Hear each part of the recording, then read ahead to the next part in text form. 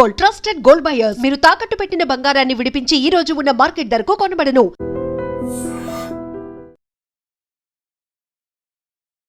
నమస్తే, welcome to I dream. నేను వలి. Singer Mangli 150 కోట్ల స్కామ్కి పాల్పడ్డారు అనే వార్త ప్రస్తుతం మీడియాలో అట్లు సోషల్ మీడియాలో కూడా హల్చల్ చేస్తున్నటువంటి పరిస్థితి ఉంది. బాధితులు కూడా రోడ్ల మీదకి వచ్చి ఆందోళన చెందుతూ ఉన్నారు. మంగ్లీ పేరు చెప్పే మా దగ్గర డబ్బులు వసూలు చేశారని చెప్తున్నారు. కానీ మంగ్లీ కూడా ఆ అడ్వకేట్ సుబ్బారావు మీద కేసు ఫైల్ చేశారు. అలాగే ఎవరైతే డబ్బులు దోచుకున్నారో తన పేరు చెప్పి వాళ్ళ మీద కూడా కేసు పెట్టినటువంటి పరిస్థితి ఉంది. సిపి సజ్జనార్ గారిని కలిశారు. అలాగే డీజీపీ గారిని కూడా కలిసి వాళ్ళ మీద కంప్లైంట్ ఇచ్చినటువంటి పరిస్థితి ఉంది. అంటే నా పేరుని చెడగొట్టడానికి కొంతమంది కుట్రపూరితంగా చేస్తున్నారు, నాకు అసలు ఏమాత్రం సంబంధం లేదని చెప్పి మంగ్లీ కూడా చెప్తా ఉన్నారు. అసలు ఏంటి, ఇండస్ట్రీలో ఒక టాక్ ఆఫ్ ది టౌన్ అయిపోయినటువంటి పరిస్థితి ఉంది ఈ కేసు. దీని గురించి క్లియర్గా మాట్లాడటానికి ఈరోజు నాతో పాటు స్టూడియోలో ఉన్నారు 100 సినిమాలకు నిర్మాతగా వ్యవహరించినటువంటి సీనియర్ ప్రొడ్యూసర్ రామ సత్యనారాయణ గారు. వాళ్ళతో మాట్లాడతాం. సార్ నమస్కారం. నమస్కారం. రామ సత్యనారాయణ గారు, మంగ్లీ కేసు మీరు చూస్తూ ఉన్నారు, ఎవరెవరు ఎలాంటి కామెంట్ చేస్తూ ఉన్నారు, ఏం మాట్లాడుతున్నారో కూడా మీరు వినుంటారు. సో సీనియర్ ప్రొడ్యూసర్గా ఇండస్ట్రీలో ఎన్నో కేసులు మీరు చూస్తుంటారు. సింగర్ మంగ్లీ వివాదాన్ని ఎట్లా చూస్తారు సార్ మీరు? అంటే దీంట్లో ఎవరైనా కేసు పెట్టినప్పుడు వాళ్ళు పరారైపోవటం, ఎస్కేప్ అవ్వడం చేస్తారండి. కానీ ఆ అమ్మాయి డైరింగ్ వచ్చి ఆ అమ్మాయి ఎదురు కేసు పెడుతుంది, నా మీద ఇలాగా అభియోగం చేస్తున్నారని. నాకేం సంబంధం లేదు, మా తమ్ముడు అని చెప్పేసి ఎవరో నోట్లు లెక్కట్టేవాడు మా తమ్ముడు అని చూపిస్తున్నారు, కాదు అసలు తమ్ముడు ఇతనని చెప్పి తీసుకొచ్చి చూపిస్తున్నారు. ఆ అమ్మాయి చాలా వివరణ ఇచ్చారు, ఇది అన్ని ఛానల్స్ కూడా ఇచ్చారు. ఆవిడ భయపడి ఏం పారిపోవట్లేదు, ఎక్కడికి వెళ్ళలేదు. అలాగే అన్ని ఛానల్స్ ఇంటర్వ్యూ చూస్తున్నానండి. నేనైతే ఆ అమ్మాయి ఈ పని చేసిందే నేను నమ్మట్లా. ఈ అమ్మాయి పేరు చెప్పుకుని ఎవరో మోసం చేసి ఉండొచ్చు, దానికి ఈ అమ్మాయి బాధ్యురాలు కాదు. రెండోది ఏంటంటే ఈ అమ్మాయితో ఎవరో నా డబ్బు ట్రాన్సాక్షన్ కానీ కూడా కానీ చేయలేదు. అది మన మీడియా ద్వారా మీరు చూపించే వీడియోల ద్వారా తెలిసిన విషయం ఏంటంటే డెఫినెట్గా ఈ అమ్మాయికి ఎవరు డబ్బులు ఇవ్వలేదు, ఈ అమ్మాయి ఎవరిదే డబ్బులు తీసుకోలేదు. కాబట్టి ఈ అమ్మాయి నా కేసులు ఇరికించడం కరెక్ట్ కాదు. రెండోది ఏంటంటే ఆ అమ్మాయి ఈవేళ ఒక స్టేజ్ ప్రోగ్రామ్ చేసి 10-15 లక్షలు తీసుకునే రేంజ్లో ఉన్న అమ్మాయి, తెలంగాణ అమ్మాయి, కష్టపడి పైకి వచ్చిన అమ్మాయి, మనందరికీ తెలిసిన విషయం. కాబట్టి ఏ ప్రోగ్రామ్ చేసినా సరే ఆవిడ చాలా సాక్రిఫికేషన్గా చేస్తుంది అమ్మాయి. అటువంటి అమ్మాయి ఇలాంటి వాటిలో పాల్పడిందని నేను నమ్మట్లేదు, నేను ఖండిస్తున్నా దాన్ని. ఇకపోతే సుబ్బారావు గారు మీరు చెప్పారు కదా, అడ్వకేట్ గారు, ఆయన ప్రయోగాలన్నీ ఆయన చేస్తున్నారు. అయితే ఈ అమ్మాయి కూడా డైరెక్ట్గా వాళ్ళ మీద కంప్లైంట్ ఇచ్చింది. ఎవరైనా తప్పు చేసిన వాళ్ళు అయితే తప్పించి పారిపోతుంటారు, లేకపోతే ఇలిగేషన్ పెడుతుంటారు, కానీ అమ్మాయి అలా చేయట్లేదు. కాబట్టి ఈ ఇచ్చిన మీడియా వల్ల ఇన్ఫర్మేషన్ బట్టే నేను చెప్పేది ఏంటంటే ఖచ్చితంగా అమ్మాయి కేసులో సంబంధం ఉండదని నా అభిప్రాయం. అంటే సార్, బాధితులు మంగ్లీ పేరు చెప్పి డబ్బులు వసూలు చేశారు. ఒకసారి మంగ్లీ వాళ్ళ ఇంటికి కూడా తీసుకుపోయారు, అక్కడ కూడా చిన్న పార్టీ ఏదో జరిగింది, ఇవన్నీ చెప్తా ఉన్నారు. ఆ రోజు సెల్ఫీ కారణం కూడా చెప్పింది అమ్మాయి. అక్కడ మేము ఆ ఊళ్ళో మిర్యాలగూడలో ఏదో ఫంక్షన్కి వెళ్ళాను నేను. వెళ్తే వాళ్ళు మనవాళ్ళు అని చెప్పేసి వాళ్ళ కమ్యూనిటీ వాళ్ళు తీసుకెళ్తే భోజనం పెట్టారు. అప్పుడు నేను వాళ్ళందరూ వచ్చి మా నిజం తప్ప దీనికి దానికి సంబంధం లేదు అని చెప్పి అమ్మాయి క్లియర్గా మీకు ఎక్స్ప్లెయిన్ చేస్తుందండి. ఇంకోటి రెండోది ఏంటంటే ఇప్పుడు ఈ అమ్మాయి ఇది నాదే, మా తమ్ముడికి ఇవ్వండి అని ఎక్కడైనా చెప్పిందా? మీకు ఎక్కడైనా చూసారా? లేదు, చూడలేదు కదా. అంటే ఈ అమ్మాయిదని వాళ్ళు ఎవరో చెప్పారు. అలాగే మంగ్లీ గారు కూడా ఏదైనా ఇది నా తమ్ముడిదే, ఇది నాదే, ఇది ప్రమోట్ చేస్తున్నాను కాబట్టి మీరు కొనండి లేదా మీరు డబ్బులు పెట్టండి అని అంటే ఆవిడ తప్పు. కానీ ఆవిడ ఏదో యాడ్గా చేసినా కూడా ఆవిడ తప్పు కాదని నేను ఖండిస్తున్నా. మీరు ఇంతకుముందే చెప్పారు, మీరు ఆ అమ్మాయి ఎక్కడ కూడా డైరెక్ట్గా ఏది డబ్బు తీసుకుంటాం కానీ ఎవరితో సంతకాలు పెడతాం కానీ జరగల. వాళ్ళ తమ్ముడు అని చెప్పి చెప్తున్నారు.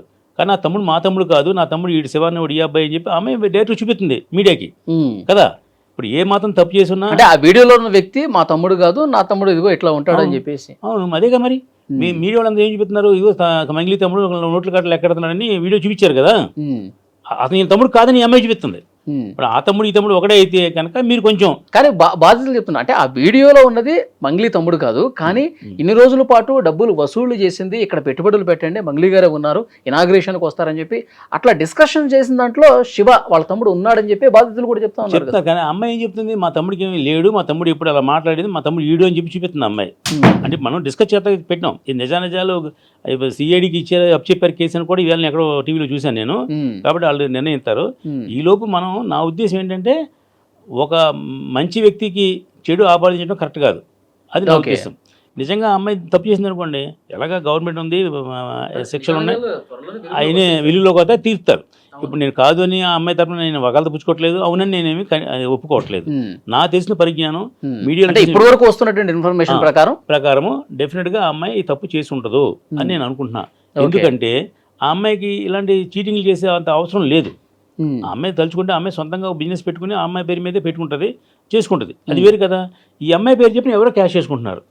అది ఆ అమ్మాయి కాదు, బంధువు ఉండొచ్చు, లేదా తెలుసుకుంటే ఉండొచ్చు కూడా కదా. మీరు అన్నట్టు తెలుసుకుంటే ఉండొచ్చు.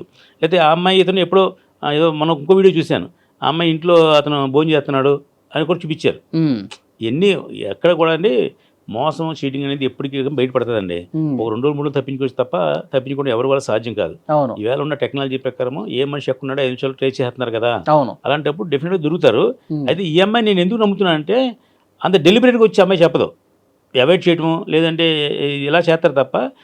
ఆ అమ్మాయి పోలీస్ స్టేషన్కి వెళ్ళి నన్ను అన్యాయంగా నన్ను ఇరికిచ్చారు, నన్ను ఆమె నిందలేస్తున్నారు, నా పరుగు పోతుంది అని అమ్మాయి ఫీల్ అవుతుంది. దాన్ని బట్టి చూస్తే నేను నిర్ధారణ చెప్తున్నా. ఓకే, అయితే అడ్వకేట్ సుబ్బారావు మీద ఆమె కంప్లైంట్ చేసింది. అయితే ఎవరైతే ఆమె పేరు చెప్పుకొని డబ్బులు వసూలు చేశారో వాళ్ళ మీద మొన్నటి వరకు అంటే నిన్న డీజీపీ గారిని కలిసే వరకు కూడా కంప్లైంట్ చేయలేదంట. అసలు నీ పేరు వాడుకుంది వాళ్ళు, నీ పేరు చెప్పి లక్షల కోట్లు వసూలు చేసింది వాళ్ళు, నీ కోపం వాళ్ళ మీద ఉండాలి కానీ నా మీద ఎందుకు ఉంది? అసలు ఎందుకు గురు కూర్చున్నారు, ఈ అమ్మాయిని పిలిపించారు, అక్కడికి వెళ్ళాను మాట్లాడని కూడా చెప్పింది కదా. నేను కూడా ఈ సోషల్ మీడియాలో వచ్చిన నాలెడ్జ్ ప్రకారం చెప్తున్నాను. అక్కడ వచ్చినప్పుడు కూడా అమ్మాయిని అడిగితే 10 లక్షల రూపాయలు నన్ను లంచం అడిగాడు సుబ్బారావు అని ఈవిడ చెప్తుంది. ఆ సుబ్బారావు అన్నతను ఏం చెప్తున్నాడు, 10 లక్షల రూపాయలు నాకు లంచం ఇస్తానంది, నేను ఒప్పుకోలేదు, ఆ 10 లక్షల రూపాయలు బాధితుడికి ఇవ్వనని చెప్పాను అని అతను అంటున్నాడు. దీని నిర్ధారణ ఏంటి? ఏదైనా వీడియో ఉందా? ఎవరైనా చాటు మాడిగా వీడియో తీసుకుంటే అది మీటింగ్లో ఏం జరిగిందో అది రికార్డు ఉంటే తెలుస్తుంది.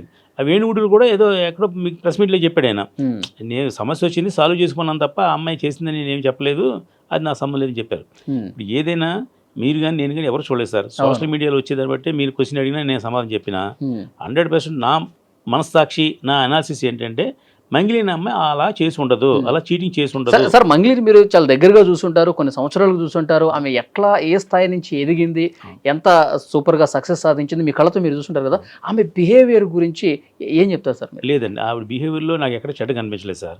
ఇప్పుడు ఏంటంటే ఎవరికాల యాటిట్యూడ్ ఉండదు. ఒక స్థాయి నుంచి పైకి వచ్చిన తర్వాత అమ్మాయి 2 సినిమాలు కూడా చేసింది కదా, తెలుసా మీకు? అవును, ఆ లాంగ్వేజ్లో 2 సినిమాలు చేసిన అమ్మాయి అండి. ఎప్పుడు కూడా అలాగా ఎవరికి యాంటీ గన్ చేసేలాగా ఉండదు. మొన్న మధ్య ఎక్కడో బర్త్డే పార్టీ ఇస్తానంటే ఏదో అక్కడ డ్రగ్స్ కనిపించినాయని ఇలాంటివన్నీ మనం టీవీలో చూడటమే. అమ్మాయి దగ్గర చూడటం అంటే అమ్మాయితో నిజంగా నేను పని చేయలేదు, నా సినిమాల్లో ఎప్పుడు అమ్మాయితో పని చేయలేదు, అవకాశం కుదరలేదు మాకు.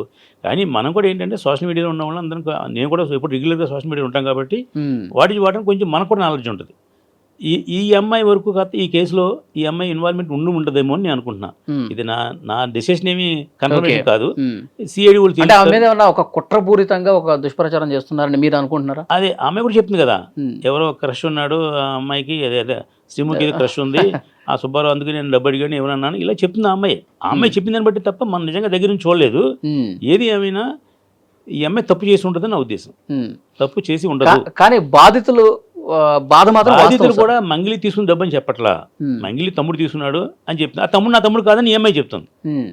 ఇప్పుడు మీరేదో కజిన్ బ్రదర్ కజిన్ సిస్టర్ అని అలా చెప్పి ఉండాలి తప్ప ఈ అమ్మాయి అయితే ఖచ్చితంగా నాకు తెలియదు అని చెప్తుంది. ఈ అమ్మాయికి డబ్బులు ఇచ్చారని ఎవరు చెప్పారు మనకి? లేదు. అది ఇప్పుడు మీరే చెప్పండి, ఏ వీడియోలోనైనా ఈ అమ్మాయికి డబ్బులు ఇచ్చాము మేము, ఈ అమ్మాయి ఎదురుండగానే ఇచ్చాము అని ఎవరు చెప్పలా. ఆ అమ్మాయి బ్రదర్ అని చెప్పాడు, మంగిలి వస్తుందని చెప్పాడు అని ఉండొచ్చు. లేకపోతే నేను కూడా ఏదో ఫంక్షన్ పెట్టి నాకు చిరంజీవి వస్తాడు, రజనీకాంత్ వస్తాడు నేను చెప్పొచ్చు, వస్తే అది కన్ఫర్మేషన్.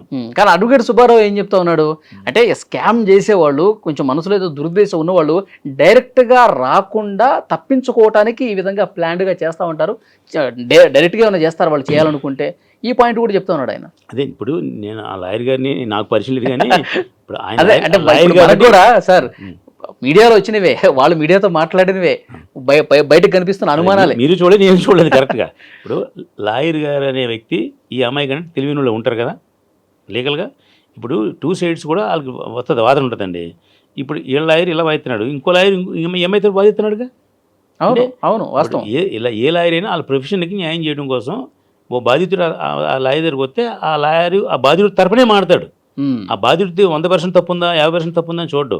మీరు ఎవరైతే కష్టం జరిగిందని వచ్చారో వాళ్ళ తరపునే మాడతాడు. అలాగే ఇప్పుడు ఈ అమ్మాయి తరపున ఇంకో లాయర్ వచ్చారు ఎవరో, మరి ఆయన కూడా ఏం చెప్తాడు? మరి ఆయన లాయర్ ఈయన లాయర్ కదా, ఇద్దరు కొన్ని న్యాయం ఉంటుంది కదా.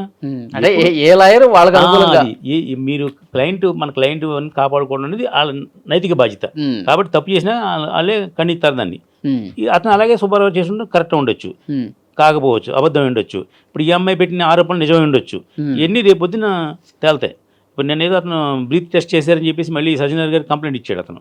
మరి నిజంగా మరి లాయర్కి బ్రీత్ టెస్ట్ చేయవలసిన అవసరం లేదు కదా, లేదు కదా, పైగా పగలు చేయట్లేదు కదా. బ్రీత్ టెస్ట్ ఎక్కడ చేస్తారు? తాగి మీరు డ్రైవింగ్ చేస్తున్నప్పుడు డ్రైవింగ్ చేయకూడదు, తాగి తిరగకూడదు ఉందా, తాగి నడవకూడదు ఉందా, లేదు కదా. తాగి డ్రైవింగ్ చేస్తే ఇంకోటికి హాని జరుగుద్ది అనే ఉద్దేశంతో బ్రీతింగ్ టెస్ట్ చేస్తారు. మరి పోలీసులు ఎందుకు బ్రీతింగ్ టెస్ట్ చేశారు నాకు అర్థం అవ్వట్లేదు. అంటే ఇతను అంటే ఆ వీడియో కింద కామెంట్లు సాధారణ ప్రజానీకం కూడా అంటే మంగ్లీ సైడ్ తీసుకున్నారు కొంతమంది, అందుకే లాయర్ని ఇబ్బంది పెడుతున్నారని కామెంట్ చేసే వాళ్ళు కూడా ఉన్నారు సార్. ఇప్పుడు మనతో మానుకుంటే నేను మంచిది అని నా మీద కూడా కామెంట్ పెట్టి ఉంటారు కదా, సహజం అది. ఇంకా మనం ఏం చేయలేం. మనం బయటకు సోషల్ మీడియాకి వస్తే చాలా మంది కూడా మంగ్లీకి ఏ పాపం తెలియదు, ఆమెను అనవసరంగా లాగుతున్నారు అన్న వాళ్ళు కూడా సపోర్ట్ చేసే వాళ్ళు ఉన్నారు. ఇప్పుడు మంగ్లీ మీరు అన్నట్టుగా మీకు కానీ నాకు కానీ పరిచయం లేదు, సంబంధం లేదు. అంటే పరిచయం ఐ మీన్ మనం ఏమేమి పని చేయలేదు అమ్మాయితోటి. కానీ వాస్తవాలు ఏంటి అనే విషయం మనం తెలిసిన నాలెడ్జ్ ప్రకారం మనతో మాట్లాడుకుంటున్నాం. ఇది నాకు తెలిసిన వరకు మీరు క్వశ్చన్ చేశారు కాబట్టి ఆ అమ్మాయికి దీంట్లో ఇన్వాల్వ్మెంట్ ఉండదు. ఇదే విషయం చాలా మంది చెప్తున్నారు. అవును. అదే సుబ్బారావు గారి తాలూకు మనుషులు ఏం చెప్తున్నారు, ఈ అమ్మాయి ఇన్వాల్వ్మెంట్ ఉంది అంటున్నారు. అది ఎంతవరకు నిజమైన విషయం ఎవరు ప్రత్యక్ష సాక్షులు ఉండే కదా తప్ప తేలదు. ఆ సాక్షులైనా ఎవరైనా నేనే డబ్బు ఇచ్చాను మంగ్లీ ఎదురుగా, లేదా మంగ్లీ నాకు ఫోన్ చేసి చెప్పింది ఇమ్మని, లేదా ఇంకోటి చెప్పింది, ఆ అమ్మాయిని మాత్రం ఎక్కడ ఎవరు స్టేట్మెంట్ ఇవ్వలేదు. చూసారా మీరు? లేదు. అది ఇప్పుడు వాలంటరీగా మీలాంటి ఎవడో ఒకడు వచ్చి ఇది నేనే డబ్బు అమ్మాయి చేతికి ఇచ్చాను, ఆ అమ్మాయి తమ్ముడికి ఇప్పించింది, లేదా ఇలా చేసింది, ఆ అమ్మాయి సంతకం పెట్టింది అని ఎక్కడైనా అన్నారా? అనలేదు కదా. దీన్ని బట్టి మనం ఆలోచించుకోవాలి. ఓకే. ఇంకో ప్రధానమైనటువంటి అనుమానం ఏంటంటే సార్, ఎన్ని నెలలుగా జరుగుతుంది ఈ వ్యవహారం, ఆల్రెడీ కేసు నమోదైందంట. ఈ రమావతి మధు మీద ఎవరైతే డబ్బులు తీసుకున్నారో వాళ్ళ మీద ఆల్రెడీ నమోదైంది, వాళ్ళు జైలుకి వెళ్ళారు, మళ్ళీ బెయిల్ మీద బయటకు వచ్చారు. తెలియదు విషయం నాకు.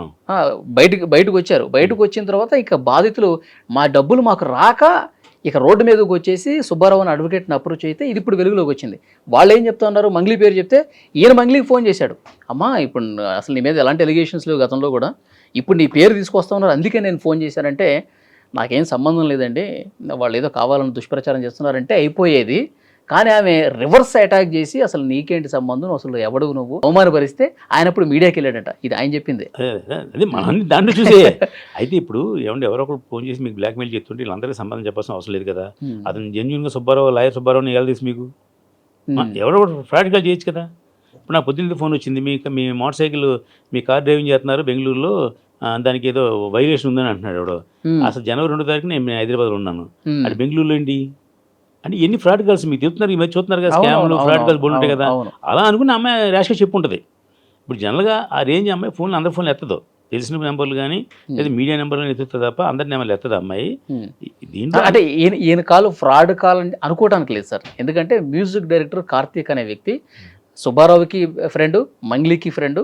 ఈ కార్తీక్ అనే వ్యక్తి అసలు ఏంటి ఈ విషయం ఫస్ట్ కార్తీక్కి చెప్పినప్పుడు, నా ఫ్రెండే సుబ్బారావు, సరే ఇట్లా అంటున్నాడు, నీ పేరు మీద చాలా మంది డబ్బులు వసూలు చేశారంటే ఒకసారి కలపన అంటే అప్పుడు కలుపు నేను మాట్లాడతానంటే కాన్ఫరెన్స్ కాల్ అట్లా తెలిసే మాట్లాడింది, అందుకే ఎత్తింది అన్నమాట, తెలిసి ఎత్తింది కాబట్టి. అంటే నేను చెప్పింది ఫ్రాడ్ కాల్ అంటే వేరే కాల్స్ అయితే చెప్తాను. ఇప్పుడు మీరు చెప్పినప్పుడు మ్యూజిక్ డైరెక్టర్ కార్తీక్ ద్వారా కలిసి ఉంటే మాడితే అది ఆమె నీకు చెప్పాల్సిన అవసరం లేదని చెప్పి సంబంధం చెప్పింది. అది న్యాయానికి ఏంటంటే ఓ లాయర్ ఫోన్ చేసినా పోలీసు ఫోన్ చేసి మనం పొలైట్గా సంబంధం చెప్పాలి. అంటే తప్పైనా రైట్ అయినా చెప్పి పొలైట్ ఏమేమి చెప్పి నా సంబంధం లేదనే విషయం చెప్పచ్చు. ఆ అమ్మాయి ఆయన్ని లాయర్ గారిని ఏదో అంటుంది అంటున్నారుగా, అది ఏదో కరెక్ట్ కాదు, న్యాయం కాదు అది. మామూలుగా అయితే మీరు అన్నట్టు అన్నోన్ కాల్స్ మేము ఎత్తక్కలేదు, ఇతర సమాధానం చెప్పక్కలేదండి.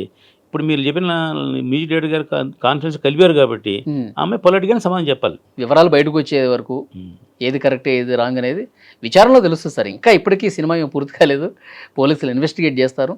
అదే ఫైనల్ డే చాలా ఎత్తారులేండి. నిజం ఏమంటే ఇది ఈ అమ్మాయి కనుక ఇన్వాల్వ్మెంట్ ఉంటే ఏ పరిస్థితులను వదలరండి సార్. ఇప్పుడు మంగ్లీ గారు కూడా ఆమె అన్ని మీడియాలకు వెళ్ళి నాదేం తప్పు లేదు అని కళ్ళని పెట్టుకున్నా ఆమె అన్యాయం చేసినా న్యాయం ఉందని చెప్పి ఎవరు మాట్లాడరు.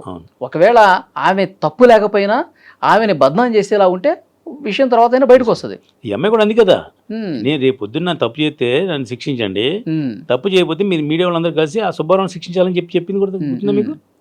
ఇంకొక డౌట్ ఏంటంటే సార్, ఇప్పుడు ఇన్ని కోట్ల రూపాయలు వసూలు చేశారు, ఆ రమావత్ మధు అనేవాడు వాళ్ళతో కలిసి భోజనం చేస్తున్నటువంటి వీడియోలు కూడా ఉన్నాయి.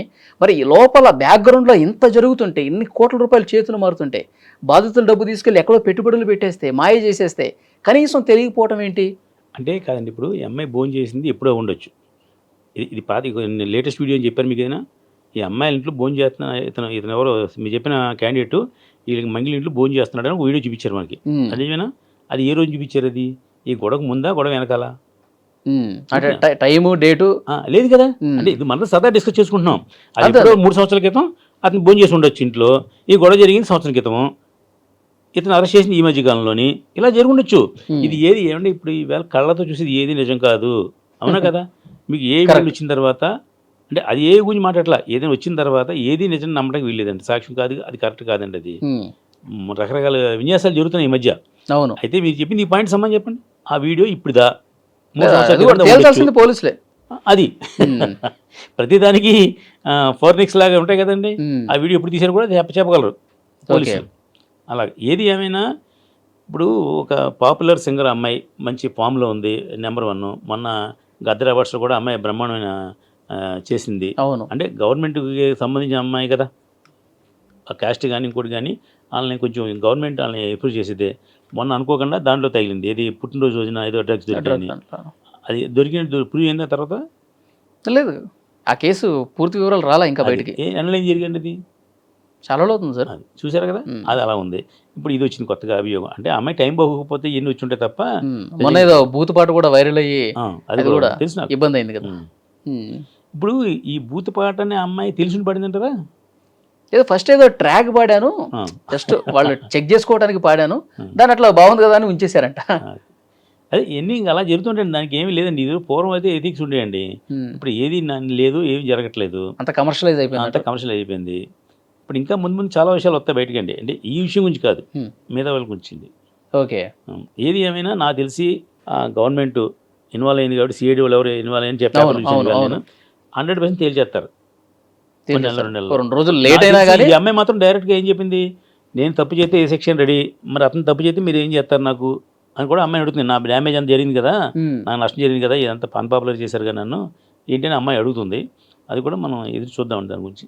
చూద్దాం సార్, పోలీసులు ఇన్వెస్టిగేషన్ చాలా సీరియస్గానే స్టార్ట్ చేసినట్టుగా తెలుస్తోంది. వాస్తవాలు త్వరలోనే బయటకు వస్తాయి, ఛానల్స్ కూడా పని తగిలింది.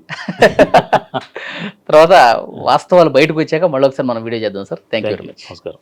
And for more videos, Please subscribe to iDream. Please subscribe to iDream. Please subscribe iDream. And please subscribe to iDream. For more videos, subscribe to iDream. please like, share and subscribe to the channel. Congratulations, iDream. Subscribe to iDream. Subscribe to iDream. So subscribe to iDream Media. iDream ki iDream team andarki huge congratulations. Please subscribe iDream Media. Please subscribe to iDream. Subscribe iDream. Please subscribe to iDream. iDream అంటే నా కళల ఛానల్ను subscribe చేసుకున్న నోరు తిరుగుతలేదు, మీరైతే గంట గుర్తు కొట్టండి. For more such videos, please subscribe to iDream. Subscribe to iDream. Please subscribe to iDream. Please subscribe iDream Media. Please do subscribe to iDream. Please subscribe to iDream Media. For best entertainment and information, please subscribe iDream. And don't forget to subscribe to iDream.